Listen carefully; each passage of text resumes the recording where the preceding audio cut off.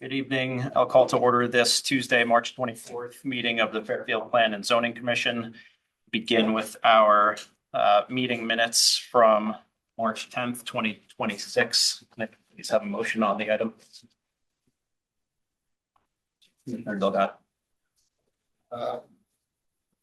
Is this where I can change? With one amendment to 740 South Pine Creek. The motion was seconded. Ms. Capozzi. Oh, sorry.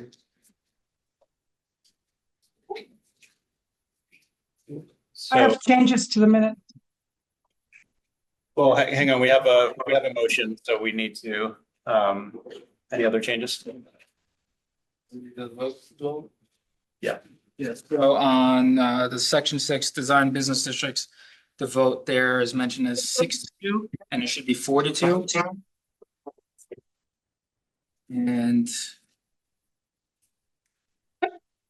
there's another vote that says 7-0. It should be 6-0. Okay. Which one is that? The first one, I believe. The one where you abstained, Kathy. That would make it 6 instead of 7. Okay, so the motion is to approve the meeting minutes with the changes as noted by Commissioner Delgado. To have a second? I have another. Seconds. Oh. Okay. Is Jody allowed to speak? Commissioner Randolph, any other comments? Commissioner Braun? So on 2131 Black Rock Turnpike, it shows up twice. The second section says they presented to the commission. Then it says the commission made some recommendations as to the design of the team. I don't think the commission made recommendations. I think a more accurate way of saying it would be commissioners made comments, but the commission itself did not make any recommendations. Do you have others? Do you want to just keep going with? I think that's the only change I have. Commissioner Delgado, any issues with that? Can I just ask our board clerk, Jody had to join us from home. Jody, do you have any follow-up questions or do you understand the changes proposed? You should be able to speak. I have them. Okay, thank you. Thank you. And Jody, I'm sorry, I didn't get a chance to look at it until now, so I would have told you earlier about these. No worries. Tom had mentioned one as well, so I had already made the changes. Thank you. Thank you so much. Yep. Yeah, I don't object to it. Any objection? Any other comments? All right, let's put this to a vote. All those in favor of the motion to approve the March 10th meeting minutes with the changes identified, please raise your hand or say aye. Does that include the change I mentioned? Yes. Okay, yeah. I've reviewed the full tape, so I guess I could vote. Yeah, okay. Raise your hand. Voting. Abstaining. Okay. Motion passes 6-0 for an abstention. Okay, next is an 824 review request for 85 Kings Highway East. An 824 review request by the engineering department on behalf of the town of Fairfield for a 34 square foot easement agreement for sidewalk and roadway. Good evening. Good evening. Good evening, commissioners. I'm Bill Hurley, engineering manager, and representing tonight is Megan Jane, the project manager, is unable to attend tonight. Engineering is formally requesting the inclusion of the 2 easements for this Planning and Zoning Commission for properties located at 85 Kings Highway East and 101 Kings Highway East. You have any objection if we do them both together, or you want to do them separate? Okay. As part of this process, the town had to follow through grant procedures for this project and conducted an appraisal for both of these properties.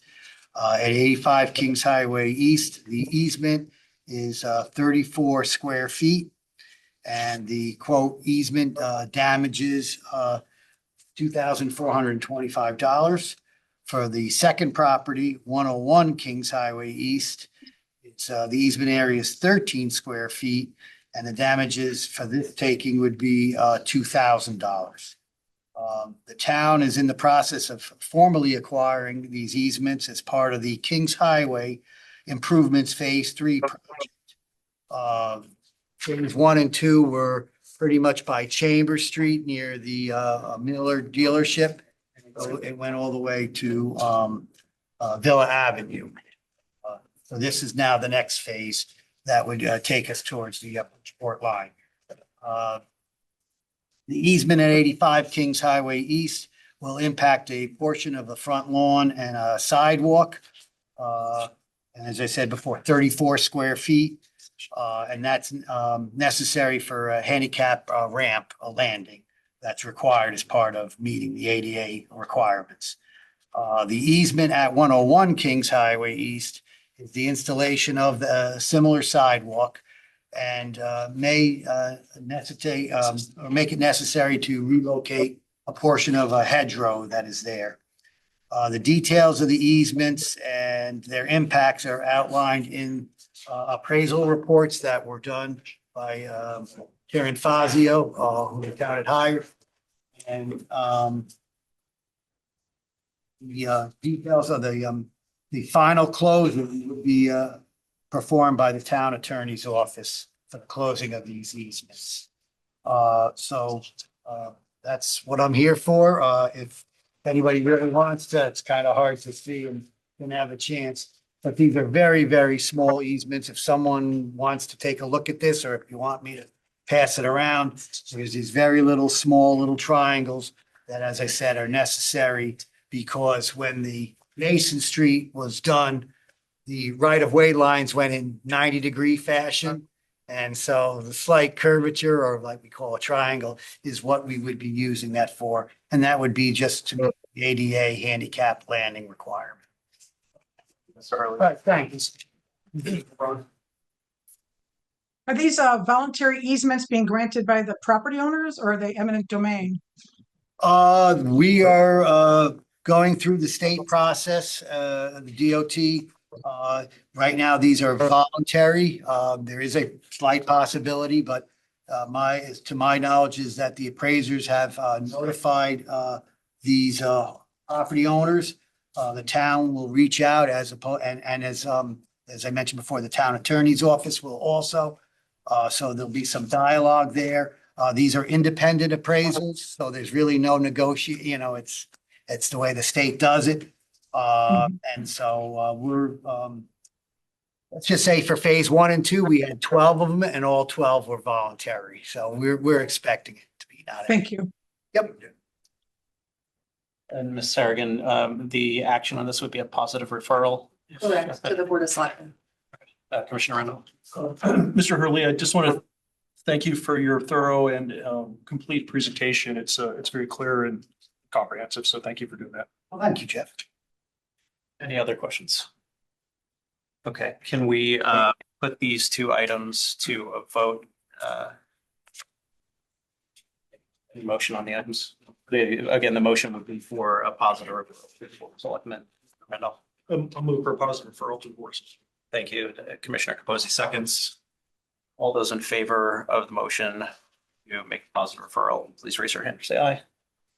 Students pass unanimously. Thank you again, Mr. Hurley. Thank you.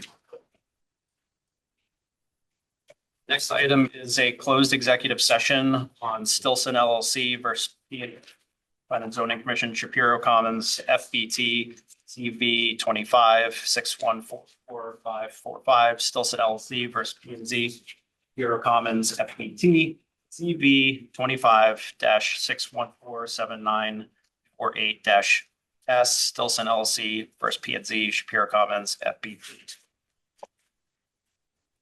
Or is this actually the full name of this? I'll say it anyway.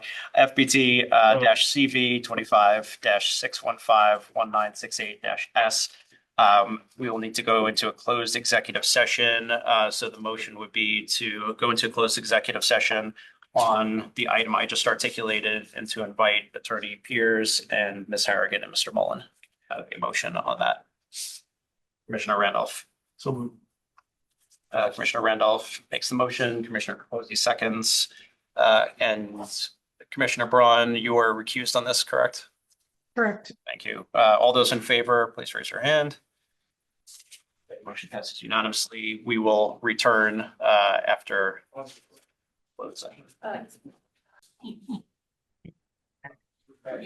We just concluded our closed executive session and no actions were taken, no votes were taken.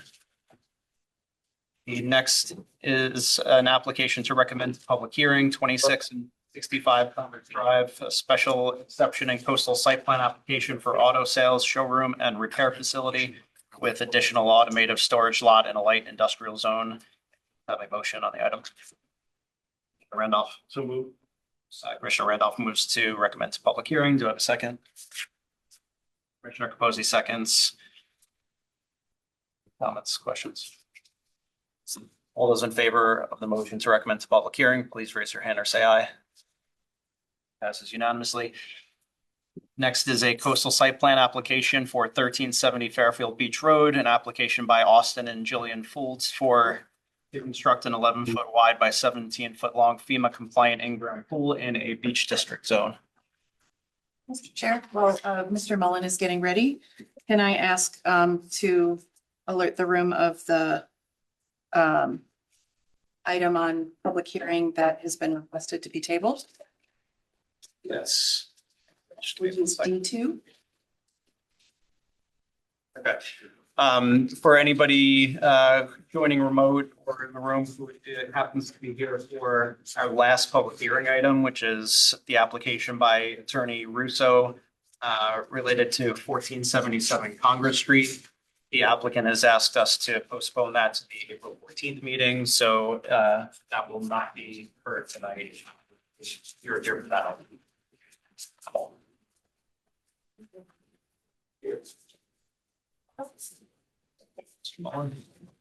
Okay. So, good evening, ladies and gentlemen of the commission. My name is Jonathan Mullen, Assistant Planning Director, Town of Fairfield. Tonight I will, for this particular application, read my report.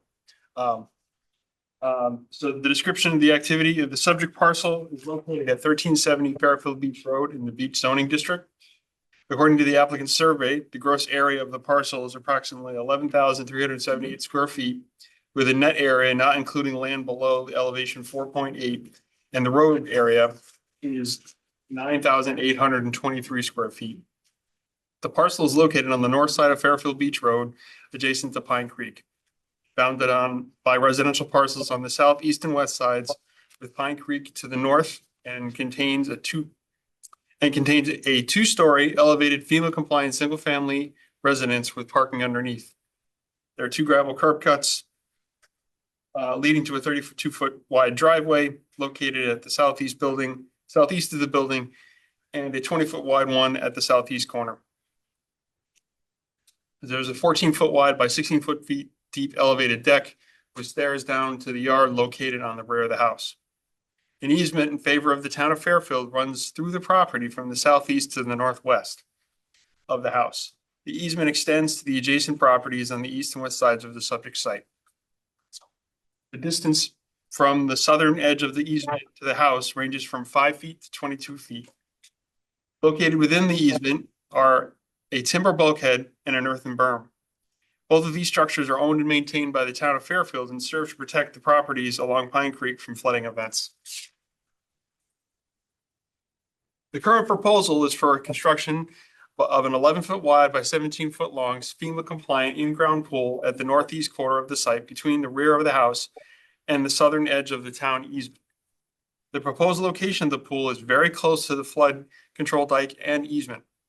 The integrity of the flood control structure is of utmost importance. It must be protected throughout the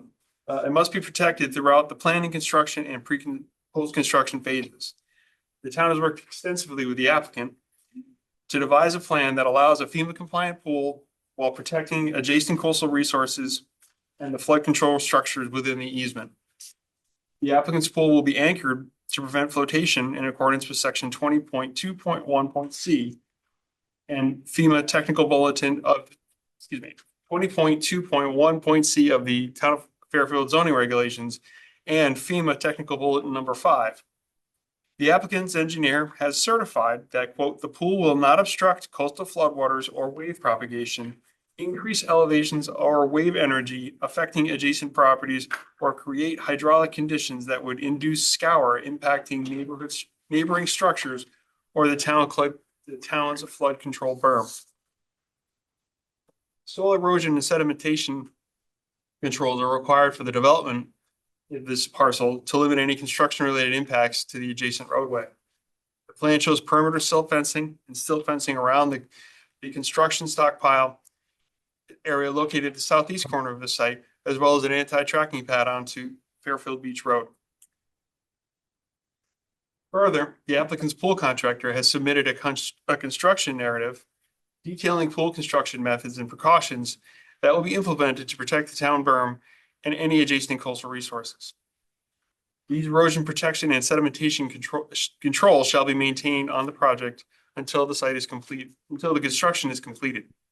These measures, along with strict adherence to the construction narrative by the pool installation contractor, should adequately protect all adjacent coastal resources. The Connecticut Department of Energy and Environmental Protection Land and Water Resources Division comments were received on February 13th, 2026, and proposed conditions are as follows. 1, the architectural plans are to be in conformance with all FEMA standards and Fairfield's flood protection regulations. 2, soil erosion and sedimentation control shall be included on the site plan and installed and maintained during the entirety of the construction project at the subject site. 3, a pre-construction meeting with the engineering department and the applicant shall be held prior to the start of excavation/construction. 4, in coordination with the engineering department, the applicant shall A, stake the absolute limits of the excavation in the field prior to any approval. B, demonstrate that to the satisfaction of the engineering department that there will be no slough or undermining of the dike. C, provide an excavation plan showing how the pool will be excavated. These plans shall include, but not be limited to, 1, a narrative detailing that there will be no machinery or heavy equipment on or over the dike easement at any time. 2, a narrative detailing how the excavated material will be stockpiled and or moved to the stockpile area. D, provide details showing that the proposed location of all plumbing and electrical connections from the pool as well as the facilities required for the function of the pool, the filter, the pump lines, auto cover, and its related items. 5, should a future pool safety barricade installation be required for any reason, review by Public Works, Engineering, and the Town Plan and Zoning Department shall be required. Thank you, Mr. Mullen. Questions? Can you, Commissioner Monahan? the last line about the barricade, can you expand on that? Well, what we were in the future, if there should be a need to put a fence up around the pool, that's something that we're keeping an eye on with the in the state legislature, that pool fences may be something that need to be reintroduced and retroactively introduced into pools. So we're trying to just forecast for that in case that has to happen. And this is Emmeline Harrigan, Planning Director. In consultation with the DPW department and the engineering department, their concern, of course, is that the pool is relatively close to the berm. So if there needs to be a protective barrier around the pool, there's not a lot of space in between the pool and the berm right now. So they want to be able to review that should it be required to be installed in the future. Right now, it's our understanding from consultation with our building official that an automatic pool cover is adequate. However, there has been conversation amongst the state building official and building officials throughout the state that they never liked that provision. They always feel better with an actual fence around an in-ground pool. And so they have been lobbying the state legislature to add that into the requirements for pools. I think they've had a couple of close where they thought it was going to cross the finish line and it just didn't based on the legislative session. So I think every year they've kind of put something up, is my understanding from our building officials. So we just have to wait and see whether that gets adopted by the legislature and signed by the governor this year. Commissioner Braun? Yeah, I'm just reading the DEP letter and maybe Mr. Mullins can explain if these are incorporated in those conditions. They're a little hard to understand. At the tail end of the DEP letter, it says pools are in the VE zone, adjacent to sensitive resources, beaches, tidal wetlands, may be submerged for several days following a storm, which may cause cracking or buoyancy and may also take on sand and debris. Because the pool may become buoyant if the hydrostatic valves become clogged by sand or debris, we recommend that they be maintained to prevent damage to nearby property. We also recommend that the commission require restoration of the native meadow that was called for in 2022 approval for this site as a condition of approval for this application. Are those incorporated in your conditions? And if not, I'd like them to be incorporated as conditions of approval. Thank you, Commissioner Braun. The pool is anchored with about 12 helical piles and hydrostatic valves. I would certainly, I don't see the harm in saying that you have to maintain your hydrostatic valves. I think that the applicant has gone through a very, very long, difficult process of designing this pool, so it will not move. But I certainly think that it would be, having a condition to maintain your hydrostatic valves would be a problem to put in there. And I'm told by the applicant that the landscaping that was done, that was required previously, has been installed. Is that correct?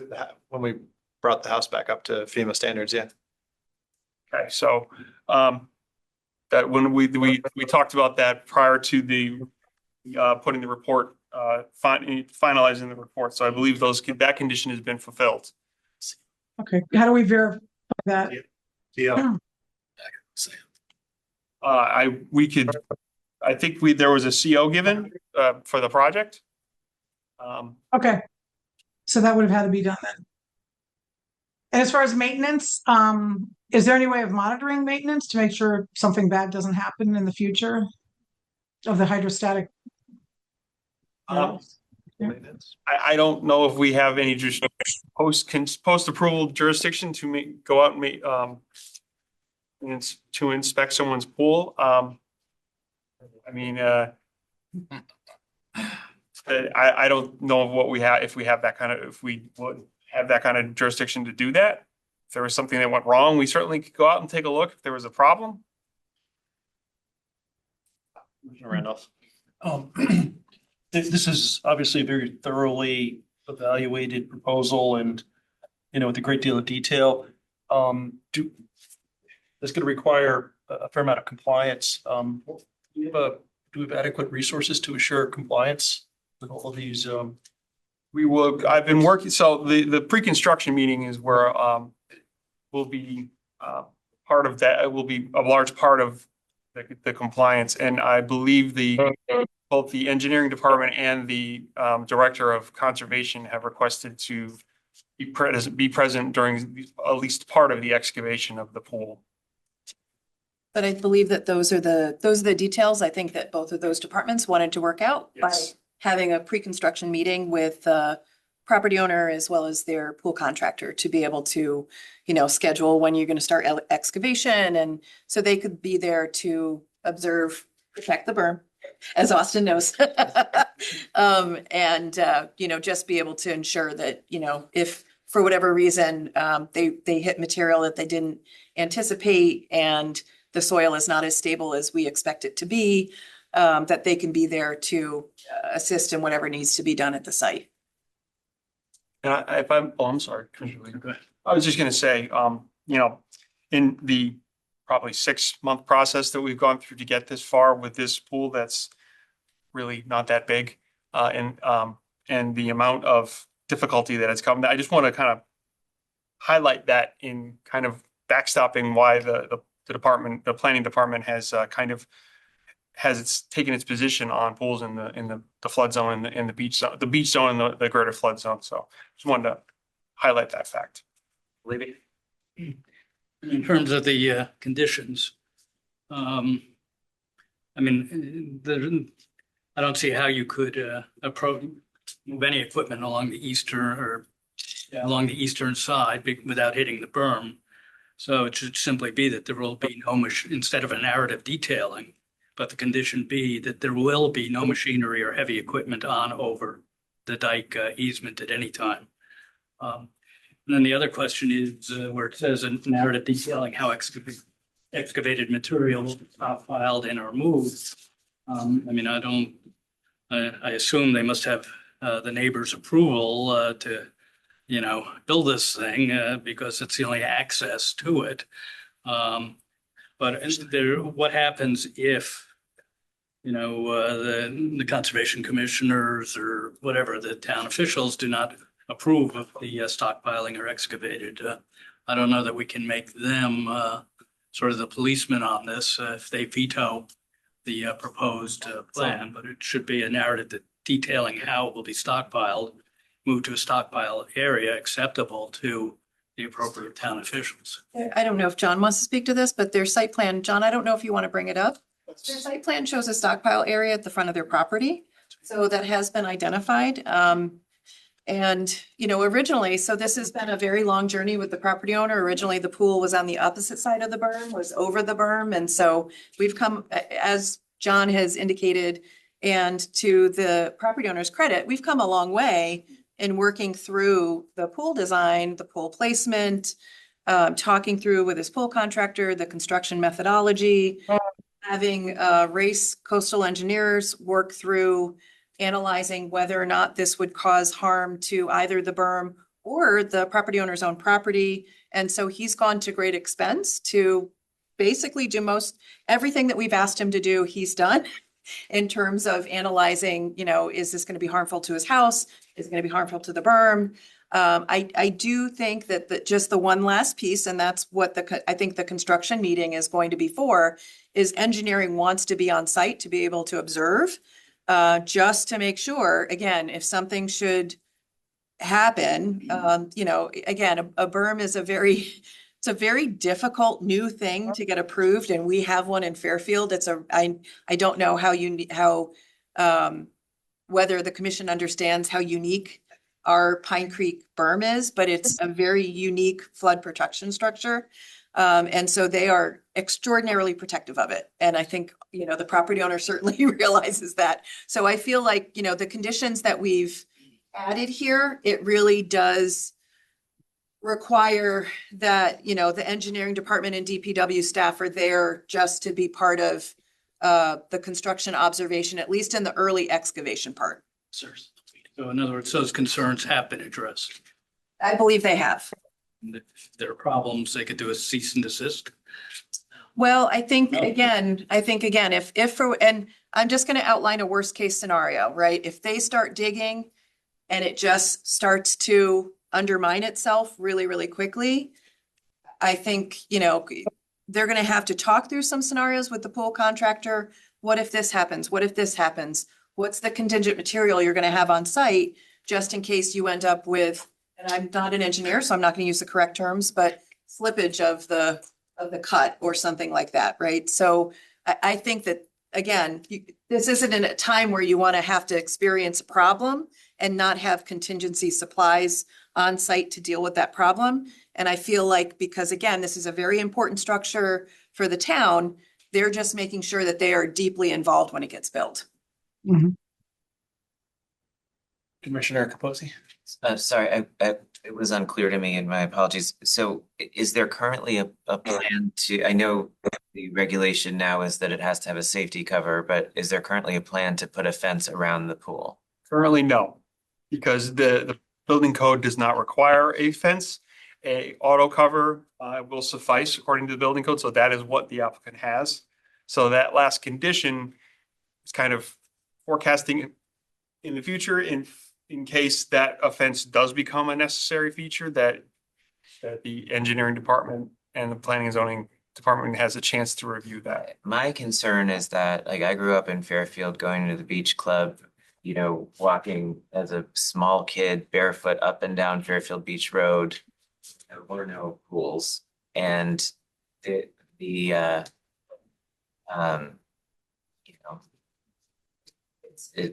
falls into the realm of attractive nuisance. Kids drown very, very quickly. It's a highly populated, dense area with would the applicant be willing to build a 4-foot fence around the pool for prophylactic measure, even though it's outside the current regulation? I think that's a legitimate. How we handle that. I mean, I guess I'll just speak. Yeah, there actually is a current fence there. It wasn't in the pool proposal. It's already there. Okay. just not, but it doesn't go alongside the berm, correct? No, but it just enclosed, it would enclose, so it wouldn't be able to, you wouldn't be able to access it from the road, Fairfield Beach Road. Yeah. So it's like a deer fence to prevent, we get a ton of deer, so it's high and you can't. Great. Yeah, as long as there's something. All right. Yeah, I, having had this conversation with the building department, that's not gonna meet a deer fence doesn't meet the requirements as a safety barrier when there's pool construction. This has come up before in the past. So if the commission feels that they need, chicken, it's like a, yeah, if chicken, they yeah. need an actual understood, barrier yeah. that meets the building code, we would have to talk Understood. through what that would need to be and what kind of style it would need to be. It doesn't sound like we have the capacity to require that. I would just ask that it be protected just for public safety interests. Yeah, I mean, as a parent of young children, it's in my best interest too, to keep, so yes, I will best effort for everything and safety cover as well as fence. No, I know. Yeah. Okay, can I have a motion on the item, please?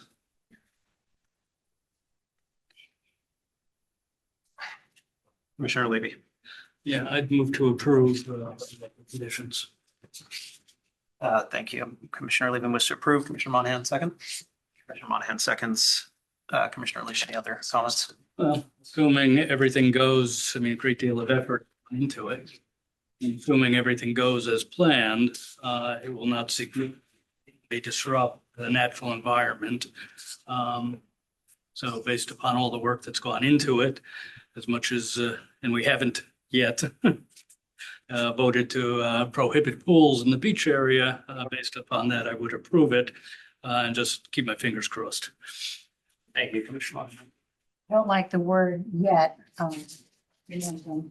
I'm not one that's different to be passed, and I'm very happy that this came in front of us now.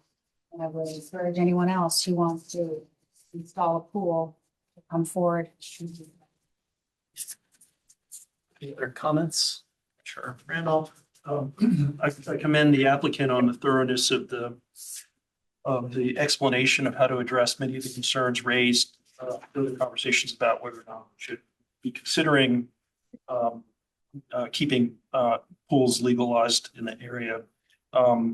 It demonstrates just a high degree of professionalism, and I guess my only concern is whether the town has the resources to administer all of that. But I think that the applicant was very thorough and thoughtful, and I'll be supporting this. Anyone else?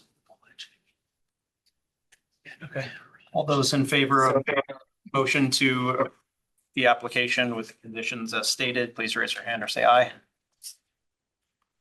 Okay, thank you. The motion passes unanimously. Next item is a 127 James Street, a coastal site plan application by Heidi and Craig Cinder for a one-story addition to a single-family residence in a Residence B zone. Good evening, ladies and gentlemen. I'm Jonathan Mullen, Assistant Planning Director, Town of Fairfield. The subject parcel is located at 127 James Street in the Residence B zoning district. Parcel is 5,280 square feet approximately and is bounded on all sites by residential uses. The parcel contains a 2-story, 3-bedroom, non-elevated, single-family residence with an attached 1-car garage. There's a curb cut at the northwest corner of the site with a 10-foot wide driveway that leads to the garage. There's also a paver landing in the front driveway, the front of the stairway adjacent to the driveway, and a paver walkway that connects the driveway to the patio area in the rear yard. On the rear of the house is an 18-foot wide by 20-foot deep concrete patio, and the remainder of the site is maintained as lawn. The entire site is located in the AE 11 flood zone, and the site is located approximately 1,200 feet from a tidally influenced wetland system and approximately 3,600 feet from Long Island Sound to the south. The applicant has completed a substantial improvement calculation which has been reviewed by town staff and the Connecticut Department of Environmental Protection, Energy and Environmental Protection. The proposed addition does not exceed the 50% appraisal value of the structure and therefore does not constitute a substantial improvement and does not require FEMA compliance. The applicant has indicated on the site plans that the addition will have 2 flood vents. The elevation drawings do not show the location of the flood vents, however, and staff is recommending as a condition of approval that the location of the flood vents is included on the elevation drawings. The proposed addition will increase impervious surface on the site by approximately 16 square feet. To accommodate the additional runoff generated, the applicant proposes a subsurface stormwater management system in the front yard west of the structure. Runoff will be captured and directed to the systems by roof leaders. Soil erosion and sediment control measures for the development of the parcel to limit construction related impacts to the adjacent roadway. The plans show a perimeter silt fencing and silt fencing around the construction stockpile area located at the northeast corner of the site. Erosion protection and sedimentation control shall be maintained on the project site until the construction is completed. These measures should adequately protect all adjacent coastal resources. The Connecticut Department of Energy and Environment Protection, Land and Water Resources Division comments were received on March 10th, 2026, and proposed conditions are included. And they are as follows. 1, the soil erosion and sediment controls shall be included on the site plan and installed and maintained during the entirety of the construction project of the subject site. 2, the elevation drawings are revised to show the location of the flood vents on the structure. With that, I answer any questions. John, please stop sharing your screen, please. Yes. Questions from the commission? Commissioner Braun? Can we publicize this on the screen? Oh, there we go. No, that's the last one. The DP letter mentions about also there'll be flood vents, and the elevation drawings do not show the location of the flood vents, and staff is they're recommending as a condition of approval that the location of the flood vents be included on the elevation drawings. Is that already been done, or can that be made a condition of approval then? That's condition number 2. Oh, it is. Okay, thank you. You're welcome. And this looks like it's far, far away from any natural resource on James Street. So it's not close to any tidal wetland or anything like that. And it's only adding 16 square feet of impervious surface. Correct. Okay, thanks. Any other questions? I have a motion on the item. Commissioner Randolph? Move to approve with the conditions specified by staff. Thank you. Commissioner Randolph moves to approve. Do I have a second? Commissioner Capozzi seconds. Commissioner Randolph? Commissioner Capozzi? Comments? No, I think that the town has done a really thorough job and I applaud them for. Any other comments from the commission? Great. All those in favor of the motion to approve the application with the conditions as previously stated, please raise your hand or say aye. Motion passes unanimously. Thank you. Ms. Mullen. Next is 688 Halls Farm Road, a subdivision application of Casitas Engineering LLC on behalf of Halls Farm Partners LLC to demolish an existing single-family residence and subdivide an existing property into 2 single-family residential lots. Includes an 824 review of a proposed right-of-way easement to the town of Fairfield for a potential future roadway widening on Morehouse Road and a residence triple east. I don't know if you want me to provide staff comments, or I can just make the recommendations for the conditions. Can you please articulate the staff recommendations? Yes. As you know, for this application, this includes purchase of 2 adjacent properties to the rear. That will need to occur, and then a lot line revision be filed before we approve the subdivision map itself. In addition, the engineering department, originally when this application was filed, they had indicated that they wanted at minimum an easement, but then have decided that they would like a dedication. So condition number 5 speaks to the dedication of that additional lot frontage area along Morehouse Lane for future potential roadway widening, as well as the additional corner radius easement in order to ensure adequate roadway visibility at the corner of Coles Farm Road and Morehouse Lane. The engineering department has confirmed that Hulls Farm Road is a designated scenic road where installation of sidewalks is not appropriate, and where any revisions to the stone wall along this frontage will need to be replaced or repaired in kind to match the existing. The engineering department has also determined that sidewalks along Morehouse Lane are also not required. The engineering department has requested a condition that the stone wall along Morehouse Lane be relocated consistent with the revised property boundary and to match in kind with the existing wall. Installation of street trees along Hulls Farm Road and Morehouse Lane shall be coordinated with the town tree warden. And then also the standard condition that the subdivision map does need to be recorded within 90 days of approval. Thank you, Ms. Harrigan. Can I please have a motion on the item? Commissioner Monahan? Motion to approve. With staff conditions. Staff conditions. Morehouse Road is also a private road, correct? It is right now, but the property owners to the north have already provided a dedication. So I think that was, it's to align to that, the right of way width north of these two properties. Commissioner Monahan moves to approve with the staff recommendations. So I have a second. Commissioner Randolph seconds. Commissioner Monahan? I think the house that came down, obviously very old, two beautiful homes will be put in on that corner, no doubt. A wonderful addition to the area. And I think the trees, the stone wall will maintain the aesthetic integrity of it. Thank you. Commissioner Randolph? May I ask for a clarification?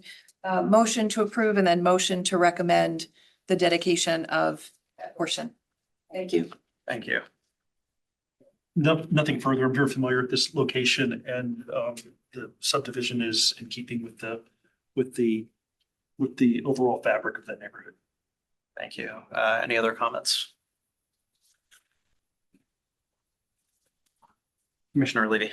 It's my understanding it meets subdivision regulations. So. Thank you. Okay, all those in favor of the motion to approve the staff conditions and to recommend Dedication of easement. property along Morehouse Lane. Thank you. Please raise your hand. Say aye. Motion passes unanimously.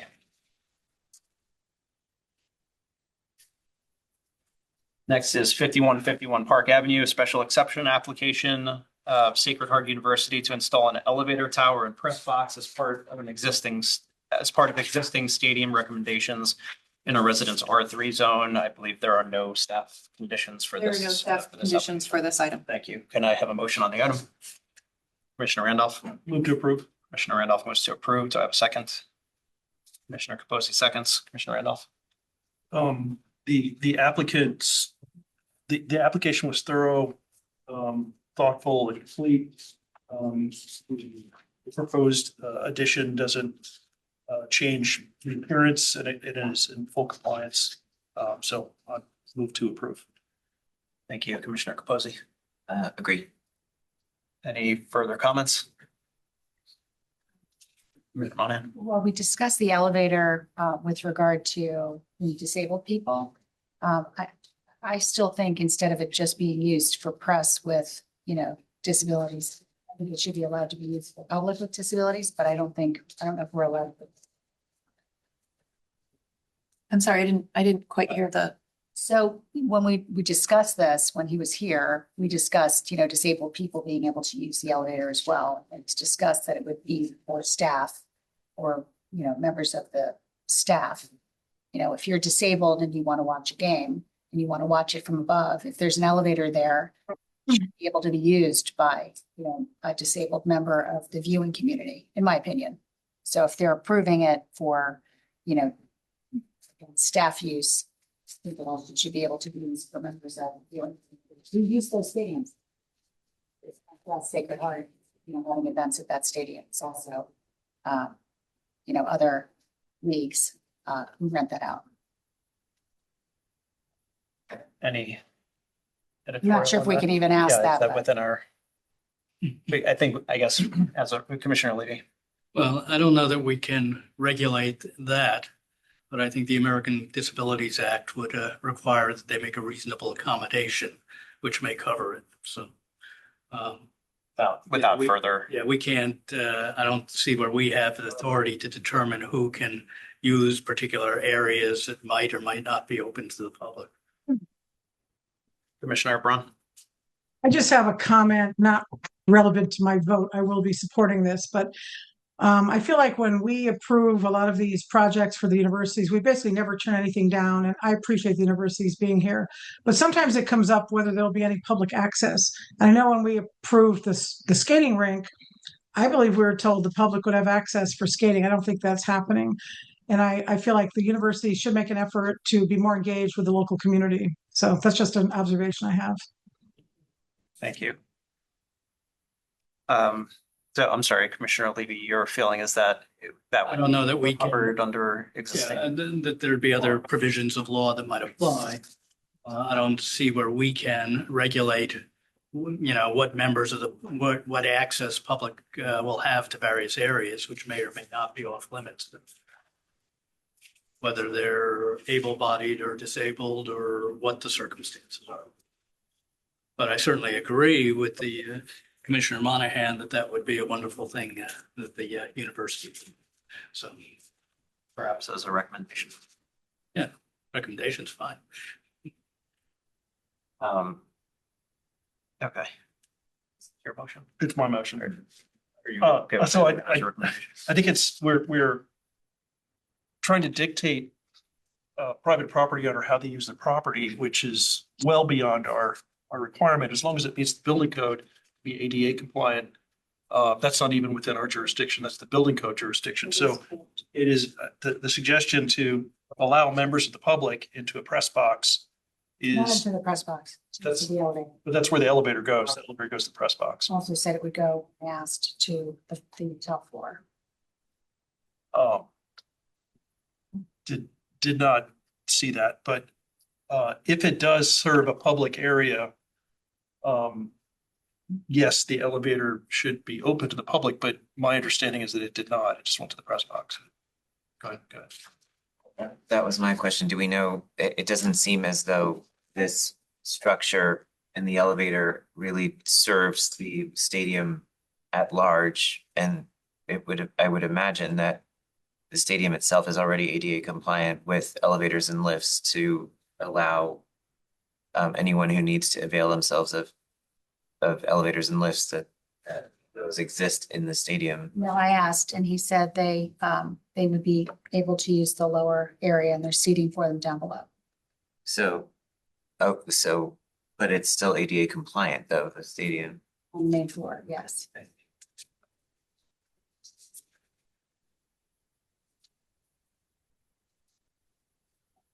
Can you point to the plan where it showed that provides public access? Because I don't see it.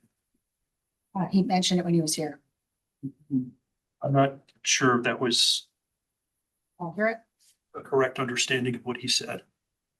I'm just looking at the drawing right now. I have it. Page A101.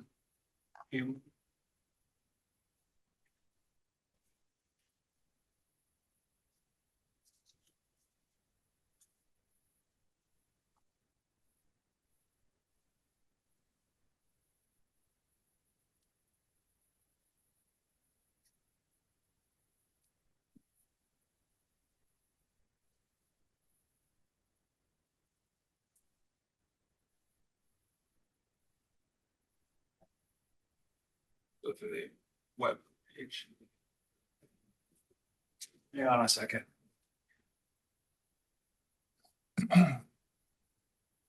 Yeah,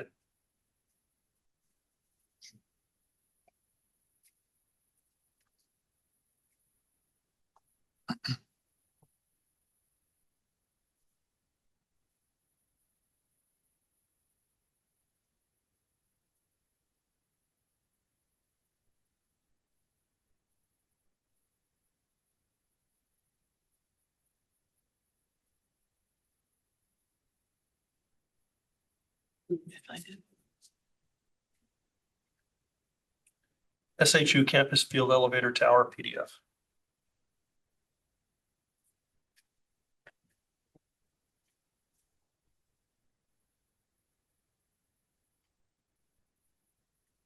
It does appear that the the elevator provides access to bleacher seating. Well, I it think it says goes to that top, says- it goes to the top row. pathway to press on Yeah. 3A, it says pathway to press box.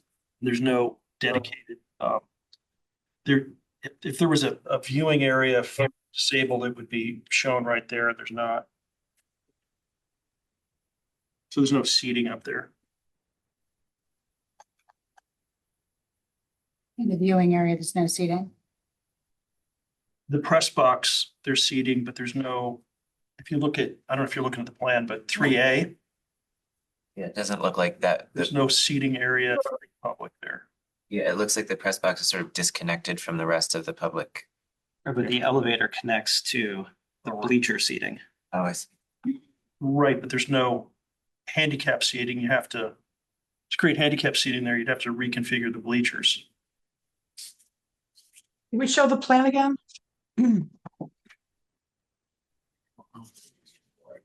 To your point, I'm out. You would have to step down.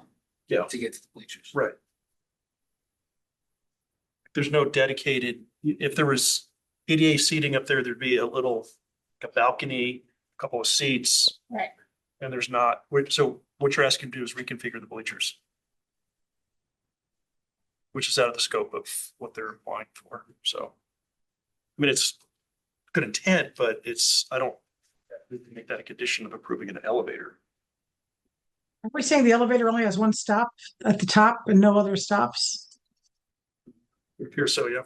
So Are the plans, can you show the plans again?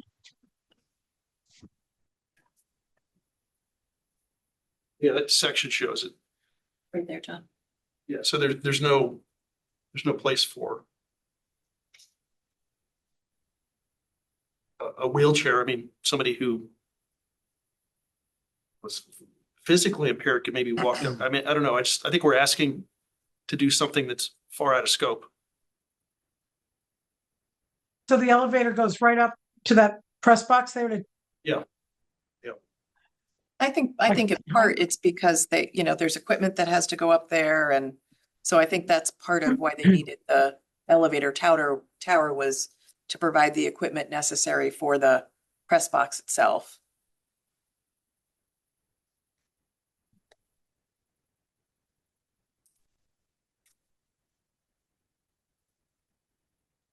Where are we? What's your motion? My motion is to approve as is. Commissioner Braun? so I am disappointed that we can't make provision for handicapped access other than at the ground level, but it does appear to satisfy our criteria for special exception, which is the location, type, character, and size are in harmony and conform to the orderly development of the town. It provides adequate fire access. The streets are adequate.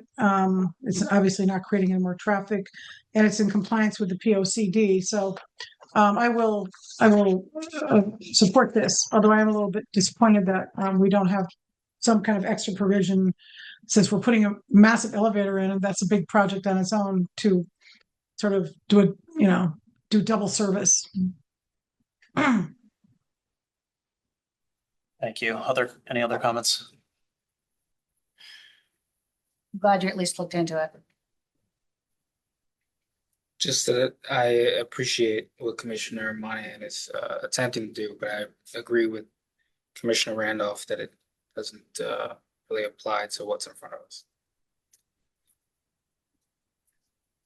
Okay. All those in favor of the motion to approve the special exception application, please raise your hand or say aye. Motion passes unanimously. There has been, the next we would have, we have a few items that there's been a request to postpone. Certain, to April 7th. And that would be items D, E, and F regarding the pool uses, fences and walls and the associated definitions. So again, the request has been to postpone that to April 7th, if I can have a motion to that effect. Commissioner Monahan. Motion to table, or I guess it's motion to postpone, right? Correct, thank you. To April 7th. Commissioner Monahan moves to postpone to April 7th. Do I have a second? Commissioner Delgado seconds. Any questions? Comments? Okay, all those in favor of the motion to postpone items D, E, and F to our April 7th meeting, please raise your hand or say aye. And I'm sorry, that was an oversight. I accidentally skipped item C, section 6 design business districts. At Ms. Harrigan's recommendation, we're going to, with no objection, move that to the end so we could get to our public meetings, but we'll return to that. I think we should discuss that now. We always seem to put these things at the end when there's no one in the room to actually listen. I think we should discuss it now versus the end. Is there a reason we would move it to the end? It's just- comment. Commissioner Braun. I would actually move to postpone item C, which is section 6, design business district revised regulation, also to April 7th, which is our planning session.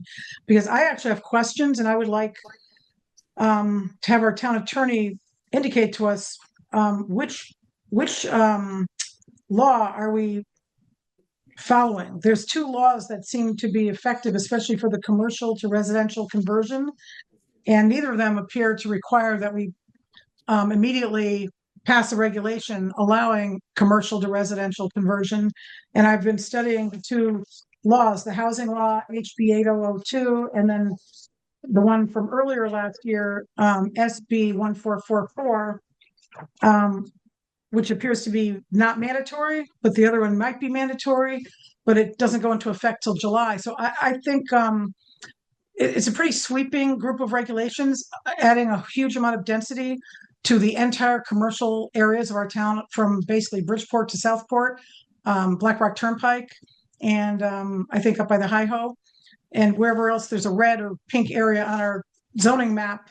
So I would like to, we don't call it table anymore, what we call postpone to the planning meeting, where it really should be discussed in greater length. I have some concerns about, especially the commercial to residential conversion provisions, but also the height provisions, because we heard last year there was a proposal for Dolan's Corner, which was 3 stories, but then they said, no, we don't really know what it's going to be.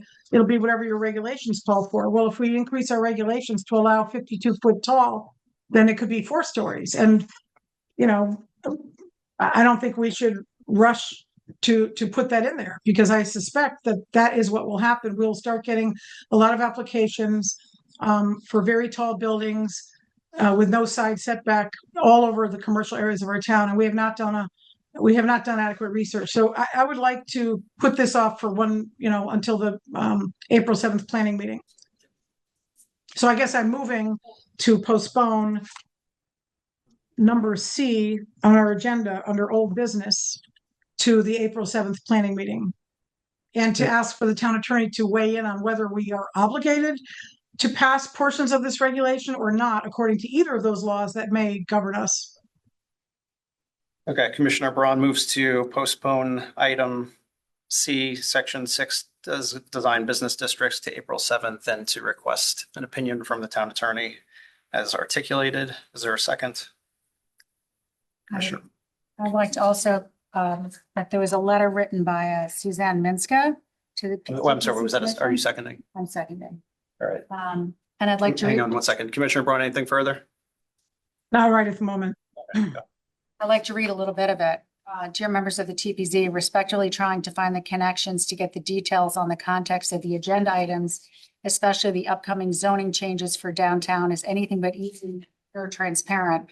Why aren't you having a full town hall meeting to discuss the proposed changes in zoning? Is this that you don't want to hear what the population thinks of this? to have these dramatic changes to zoning that will ultimately change the very structure of our town without allowing for a formal discussion in the public instead of as an agenda item seems unfair and disrespectful to the taxpayers you serve. I appreciate the lack of the news outlet coverage is a distinct advantage to your boards as it allows you to post a big issue like the zoning change on an agenda that you're covering in the notice of the public. But is that fair way to fully involve the public? Does that allow the transparency that should be given to the people of Fairfield so they can be involved? We had meetings from more than 5 years ago at Penfield to discuss development. Why can't that be done today? What's the rush to pass these changes? I do believe this is a very big consideration among a lot of people in town. And I think that we should have more discussion than one meeting where discussion was shut down, and that this is quickly passed. And I do believe these things should be discussed at planning sessions when more people are present Okay, there's a public hearing on the item. without notice, It was noticed, as all public hearings are noticed. without specific information and answers to questions. The materials were posted. Any other comments? I think we should be doing more than the minimum when we pass sweeping regulations that I do not believe are mandated by law. I think we're jumping the gun on HB 8002. The provision that relates to commercial to residential conversion does not go into effect till July. And we have more important things to discuss, such as, I just sent an email before we got here, probably no one got it yet, but Commissioner Monahan and I actually studied the parking exemption districts known as mitigation districts. I think that's much more important for us to go through right now, rather than passing sweeping regulations that A, might not be required, and B, might be going too far. And C, we have not done holistic traffic, parking, floodwater studies on broad areas of our town. And so by passing this regulation, we're now going to see commercial to residential conversions and much taller buildings throughout, if this gets passed tonight, and much taller buildings, which are also not mandated by law, throughout every commercial area in town. I think we need to do more than what we've done. We need to do more than the minimum. Thank you. Commissioner Randolph? I think the term is moved to the question. What was the statement? Move to the question so we can vote on whether we're going to postpone this to the date suggested. The question, yeah, the motion currently is not on the, is to postpone. Yes. So can I move to the question to vote on that suggestion? I don't think we need to, I mean, does anyone else have any comments? I don't. Okay. All those in favor of the motion to postpone Section 6 on design business districts to April 7th and request the opinion of the town attorney, please raise your hand or say aye. To the April 7th planning session. The April 7th planning session. All those opposed? Sorry, I'll vote in favor of the postponement. So Okay, thank you. So the motion fails 3-4. Okay. Is there a motion? Is there another motion on the item? I move to approve. Well, I'm sorry, we were discussing whether to move this to the end of the meeting. All right. That's where we started. So do we need to vote on that? At this point, that's. We've already discussed it. Let's, yeah. Okay, all right. So I move to approve the Section 6 design business district changes as discussed in our previous meetings, properly noticed according to the laws of the state of Connecticut, and discussed with public input as provided. And I'd like to make the following suggested change, which was discussed in our planning session, and that's to increase the height in the neighborhood design district. And we'll get to the right table. It's table 6.4 under NDD, letter D as in David.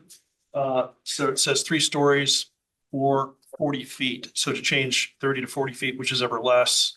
And the reason being that that's the height of the surrounding residential buildings. But other than that, I propose to adopt these changes as presented and discussed. You discussed corners as well. Did you make any decision on that? If I may, we were going to have those be included in the architectural site and design standards, which will be coming soon from our consultant with the visual diagrams as well. Commissioner Randolph moves to approve with the adjustments as articulated. Is there a second? Commissioner Delgado seconds. Commissioner Randolph. I think despite some of the concerns, these changes are consistent with the POCD, which were discussed for 7 years. Discussed publicly, these changes, I think the most meaningful one of these changes is the maximum setback that's in here. And in conjunction with some of our parking regulations will permit the design and creation of properties that are more walkable and more similar to the buildings that we like and enjoy in downtown and other New England style locations. So I think this is a very thoughtful and well-considered and long discussed series of changes that have been discussed, over the 2.5 years I've been on the commission very thoroughly, as we've been discussing the POCD. So I'm very pleased to see these changes. And I know that there's some concerns about some of the impacts, but we are not obligated to make some of these changes. Some of them are consistent with I don't think actually any of them are consistent with that requirement other than the conversion of the ground floor. But that's not even required, is it? Well, what we would be doing would be adding mixed use projects by summary review. Right. So these are things we've elected to do and not forced to do. And I think it will be a very meaningful change to the town and the proliferation of car-centric strip development as the default form of building type in Fairfield, which is not what we like about this community. Commissioner Delgado. I second everything Commissioner Randolph said. We discussed this at a planning meeting that was publicly noticed, and usually the process has been at the following meeting, if not the one after, we act on it. So I think, this is the stage that we're at. I'm excited about the changes we're making. A lot of it's seen as best practices, very thoughtful proposal in front of us. Monahan. We are a car-centric community. 100% of people who drive to work in the state of Connecticut, who go to work in the state of Connecticut, who actually work, drive to work. We are a very large town with a very charming and quaint downtown. Predominantly what people who move to Fairfield love about our downtown is the single and double height buildings, not 52-foot tall buildings up and down the Post Road. While I can appreciate some of these changes, I just would like to read a letter that's in our zoning file with regard to what will be coming next. Subject 1619 Post Road mixed use development. With regard to the proposed regulation changes being considered to encourage mixed use development, I believe it would be a highly desirable amenity to the town, to the project in the town, if they will consider allowing adequate building height to incorporate a 5th floor. This could be used for penthouses of a lower density than the other floors and/or rooftop deck and recreation rooms for all residents to enjoy, including seating areas, planting, overlooking the heart of downtown Fairfield, and in some cases, the Long Island Sound. So we're approving 52 feet, and we're already getting letters to say, please consider yet another floor being a 5th floor. So, and tied to the decreased parking, the fee in lieu of parking, the reduced parking, and the shared parking, I think this will dramatically affect the low-rise buildings downtown in favor of high-density apartment buildings. I also, with regard to the letter that Kathy had sent regarding the 2 circles, I think it's imperative that we choose the downtown area and going into Southport on the Post Road for the 16-unit buildings without parking that could be coming before this commission starting in July, and that needs to be seriously considered. And I do believe a town hall should be held on that specific topic. Thank you. Commissioner Braun? Yeah, so other reasons why we should not be doing this now. Until we decide what those parking mitigation zones are, the 4% districts that are exempt from the so-called 15-unit parking ban, we should not be passing this regulation, because you can start seeing immediately then applications to, for example, convert commercial to residential right now, long before HB 8002 allows it or requires us to allow it. And you can also see taller, bigger buildings. And I think we need to get that done first. That should be our focus. The other thing is the architectural review standards. They, as Ms. Harrigan pointed out last time, they work alongside these regulations. They should be done at the same time. We should not pass one without the other, because you'll get applications in which don't have the standards we want. Why are we allowing this added density, this added height throughout our entire commercial area? Again, from Southport to Bridgeport, up Black Rock Turnpike, Tunxus Hill, Hi-Ho, random areas throughout town. By passing this, you will start seeing applications for 52-foot tall buildings in areas where they couldn't be done now, for more residential to commercial conversions, when we don't have to do this now, and we shouldn't do this now. The other thing I pointed out before was that we have two laws. We have the housing law, HB 8002. Portions of it do not go into effect until July, including the commercial to residential conversion. And by the way, and then we have SB 1444, which we received a copy of before. But SB 1444 has commercial to residential redevelopment, conversion of vacant or abandoned or unused, underutilized commercial buildings, but it does carve out industrial buildings or industrial zones. I'm going to ask Ms. Harrigan, is that carved out of our regulation? Because I don't see it. Are we carving out industrial? Or would industrial be part of the automatic, almost as of right conversion of commercial to residential? This is only the design business district section, so we're not talking about the design industrial district section. So this would not apply to any industrial zones or industrial buildings in commercial zones? An industrial building in a design business district is likely pre-existing non-conforming. So if somebody wanted to convert that prior industrial building to a new compliant use, they would be within their ability to do that. But this does not address the design industrial district. This is only the design business districts. So center design district, design commercial district, and then the neighborhood design district. Wait a minute. Neighborhood design districts would also have, but for industrial buildings, do we know where industrial buildings are now that might be in commercial zones? Because those would all be subject to the conversion, right? No, most of those industrial buildings are in our limited design industrial locations. There might be, like I can think of the one John Street example where they have what I would call a semi-industrial type manufacturing, like light manufacturing use in a design commercial district. So there might be one or two of those pre-existing non-conforming uses, but for the most part, any of our light manufacturing uses tend to be on light design industrial zoned parcels, which is not the subject of this application.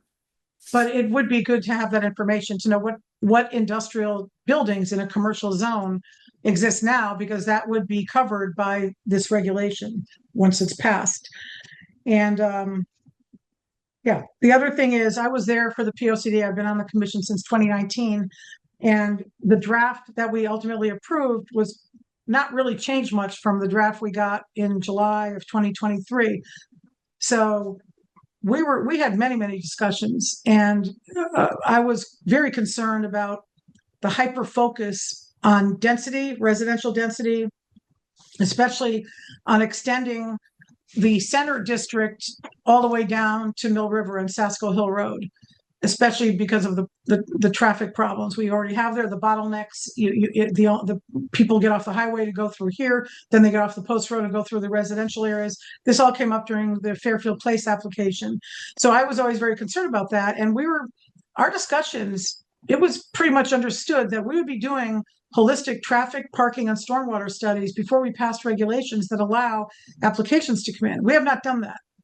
I think we need to do that before we approve a regulation, which would allow almost, unbridled development in a much more expanded area, much more dense, greater height, more traffic, more residential, less parking. I think it would be almost neglectful of us to approve a regulation without doing those studies that we envisioned doing when we discussed the POCD. So based on that, I think we cannot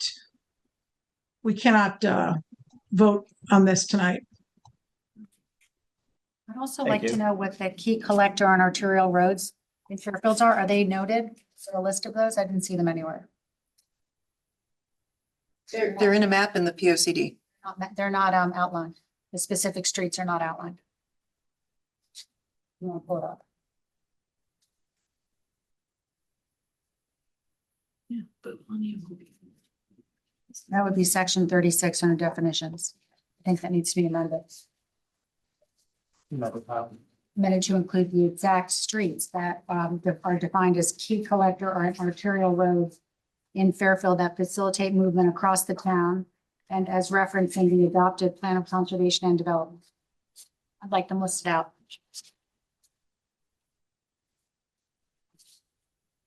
This is my. Motion. Yeah, so I object to that because that is the collector road definition is in the context of the zoning text. It is not in that refers back to other planning documents, which if Commissioner Monahan would like to get them, I'm sure quick search of the POCD would identify where those are. I looked for them. They're not there. I believe you that you. So I don't think that is, I would not accept that as a issue.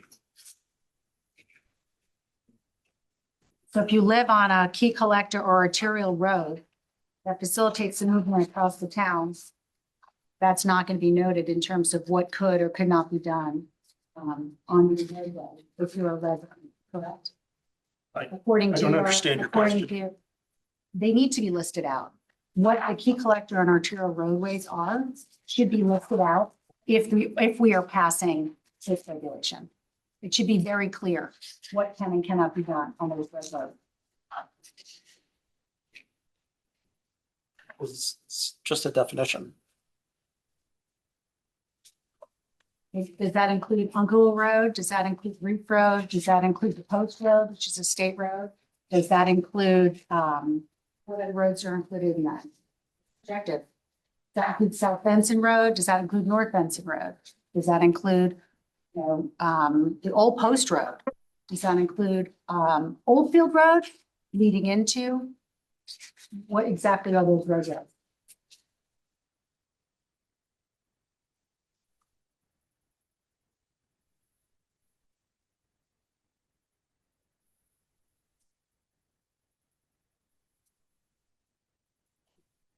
Mr. Chair, would you like me to provide a list at the next I meeting? thought that was, what Commissioner Levy, is that what you're looking at? I'm looking.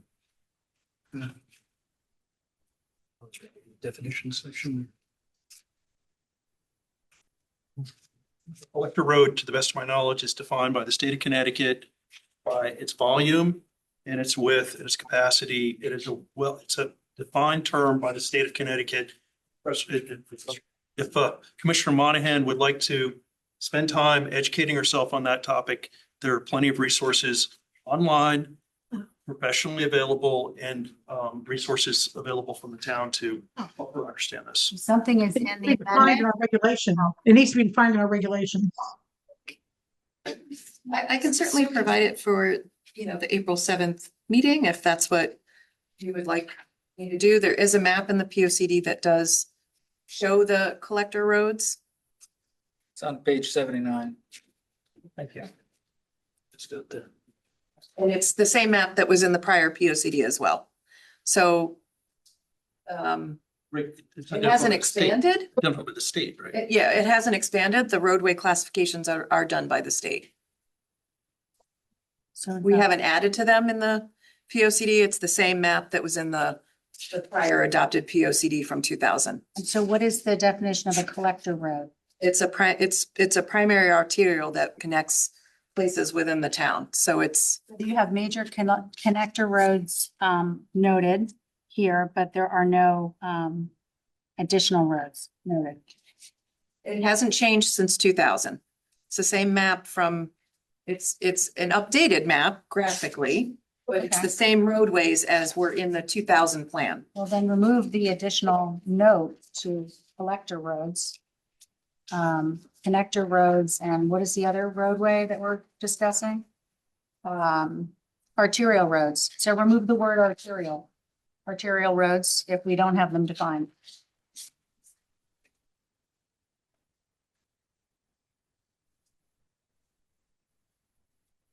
Or define them. That's, I leave it to the commission to discuss. Arterial roads are defined by the state of Connecticut, and the DOT, the US Department of Transportation have recognized definitions for these roads. It is a defined term according to the state and the federal government that our municipality also adopts. So removing this would serve no clarification, or providing a conflicting definition would cause additional confusion. Well, the confusion is no one knows what they are. Just add, You don't know what they are, but the state and federal and local engineering departments know what they are. you could just add a line that says as customarily defined. Okay. I think it should be as defined in this by the state DOT, if that's the definition we're using. I don't think it's defined in our P O C D either. I'm not sure. Are you good with that language as defined by the As state custom, DOT? well, as customarily defined, I think is. No, customarily could mean many things. Our P O C D might have one definition. Customarily, I'm a lawyer. Customarily is a term of art, and it applies to industry standards and standards for which any particular category is being defined customarily. I would accept that clarification. And I appreciate the concern that we have to have this clearly defined. And I think that hopefully that addresses, sir. Commissioner Delgado, it's your second. Are you okay with that as well? Yeah, I don't object to the change. Commissioner Levy, comments? Yeah, I think it's, that by and large, most of the changes are long overdue, particularly the commercial, the setbacks of a maximum of 10 feet to avoid, any more Bob's parking lots in our town. The others, I think, basically will bring us in compliance with the state statutes will come into effect. Commissioner Capozzi? I agree. I agree as well. Quote someone I don't often quote, Jane Jacobs, downtown is for people. And I think these regulation amendments, along with the parking regulations that we recently adopted, are the most meaningful and significant action I can think of that the commission has taken to foster a downtown that is for people and will allow more of the things that that folks like about our downtowns. And I would say not just our post road downtown, but this also will encourage that type of activity along Black Rock Turnpike, along Kings Highway, which are downtowns in their own right. So I'm excited about these amended regulations. I think it's, as Commissioner Levy said, long overdue. Commissioner Braun. I don't think we can change substantively a regulation once it's been published for public notice. So we should not be changing the neighborhood design district from what our regulation that was publicly noticed says, which is 3 stories or 30 feet, whichever is less, to 40. That's a substantive change, and we cannot do that without doing a new public notice and a new public hearing.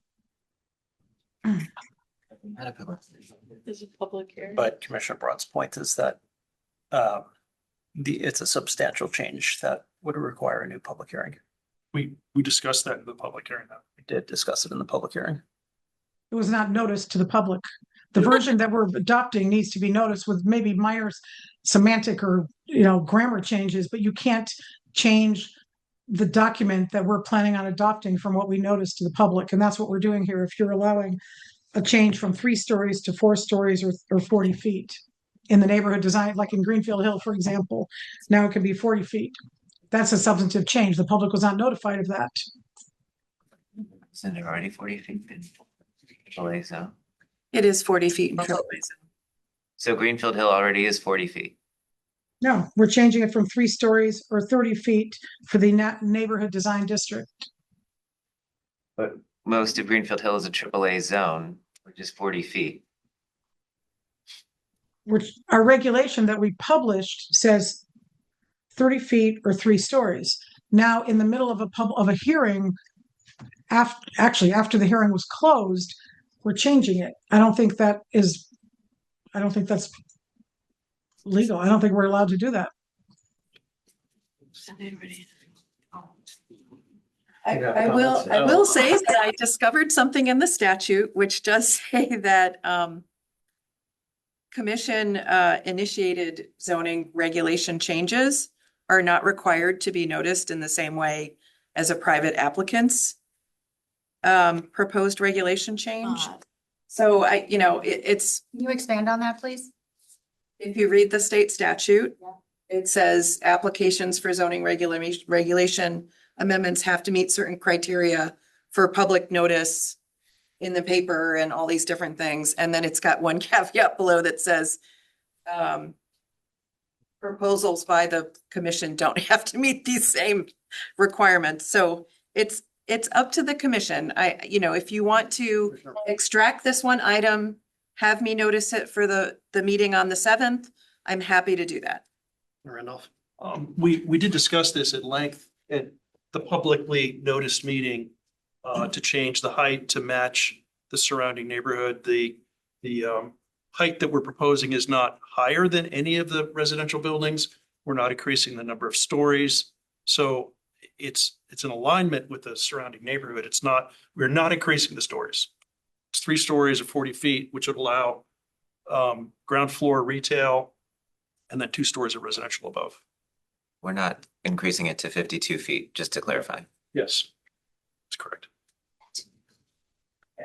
That's not how our commission has done things in the past.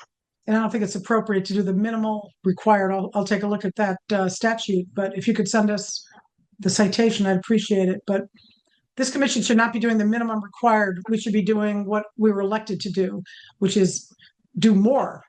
Okay, we don't have to pass this now. We initiated this. There's no deadline. I don't even know if we have to pass it at all. I think a lot of it is optional.